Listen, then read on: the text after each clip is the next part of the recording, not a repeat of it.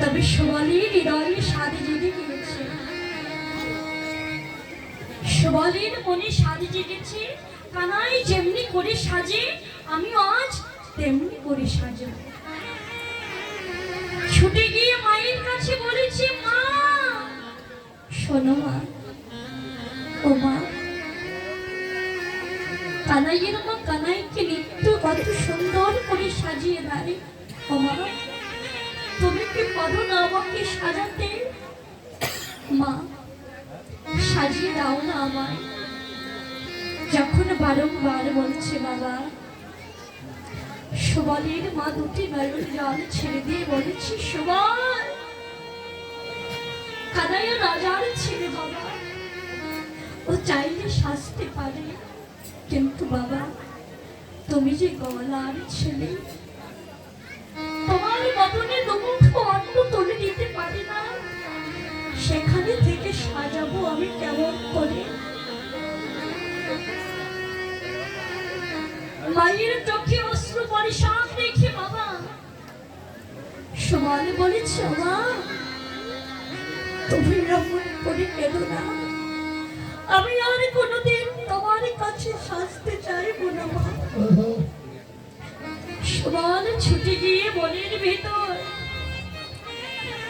বলছে, স্বর্ণের কি প্রয়োজন আছে? আমি এই বন থেকে পুষ্প চয়ন করে কানাইয়ার ভাবে সাজব। সুবল পুষ্প চয়ন করে একটি মালা গেঁথেছে বাবা, হস্তে বালা,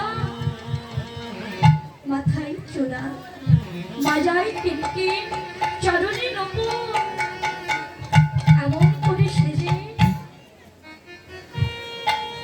যখন চলছে বাবা,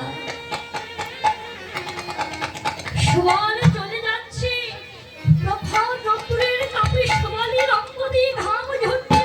বৈষ্ণব কবি বললেন, ঘাম নয়, ওই যে মমতা ঝরে ঝরে পড়ছে।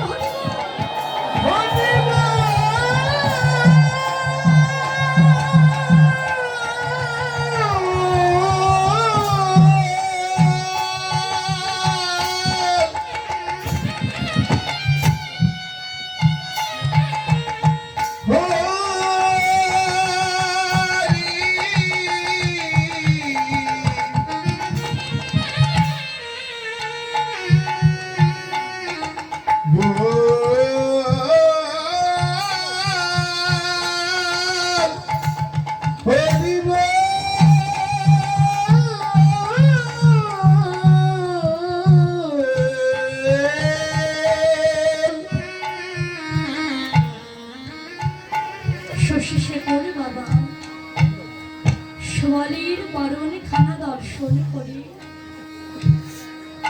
দুটি নয়নে জলে ভেসে ভেসে বলেছে, দয়াময় বলো না, এই মানব কুলে কেন তুমি জন্ম দিয়েছ? তুমি কি পারলে না পুষ্প কুলে জন্ম দিতে? যদি পুষ্প কুলে জন্ম দিতে, তবে ওই গভীর বনেও যদি আমি ফুটে থাকতাম, একদিন নয় একদিন আমার কানাইয়ার যুগল চরণ পেতাম। হে দয়াময়, তুমি কেন এই মানব কুলে জন্ম দিয়েছ? তবে দয়াময় তোমার কাছে কিছু চাই না, না ওই পুষ্প কুলে জন্ম চাই, কেননা ওই পুষ্প কুলে জন্ম তো বড় ভাগ্যের জন্ম। কোটি জন্মের সাধনা করলে ওই পুষ্প কুলে জন্ম পাওয়া যায়। কিন্তু দয়াময়, আমি তো তোমাকে ভাজন করিনি, আমি তো কোনোদিন তোমাকে ডাকার মতো ডাকতে পারিনি। তবে দয়াময়, আজ এইভাবে তোমাকে বলেছি দয়াময়, এর পরবর্তীতে যদি আমার আবার জন্ম দিয়ে থাকো, তবে তোমার কাছে কিছুই চাই না দয়াময়। তোমার কাছে নিবেদন করে যায়, হে এর পরবর্তীতে যদি আর কোনো জন্ম দিয়ে থাকো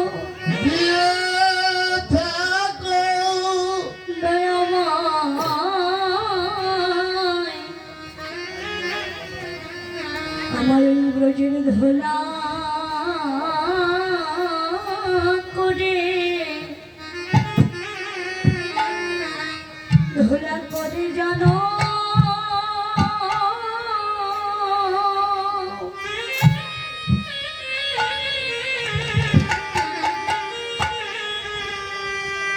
ধুলা করে জানো দিও রমগা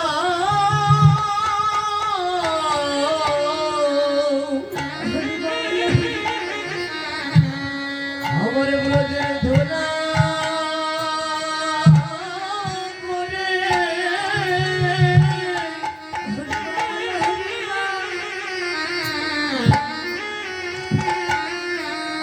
ওই আমার জনম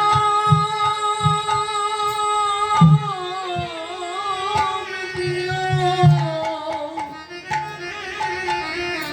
বলি আমি আর কোনো ধান রে হরি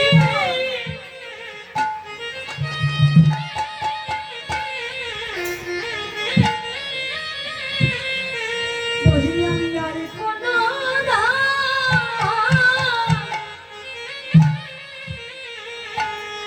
চাই না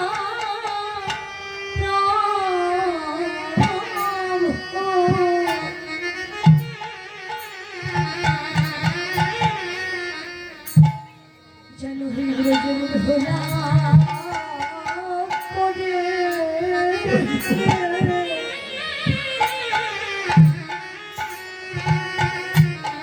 ভগদয়াময়ী জানো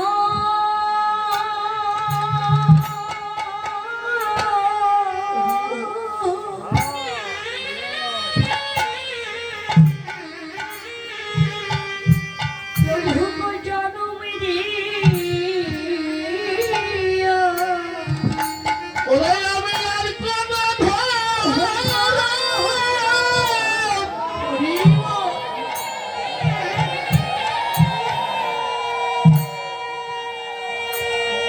ওরে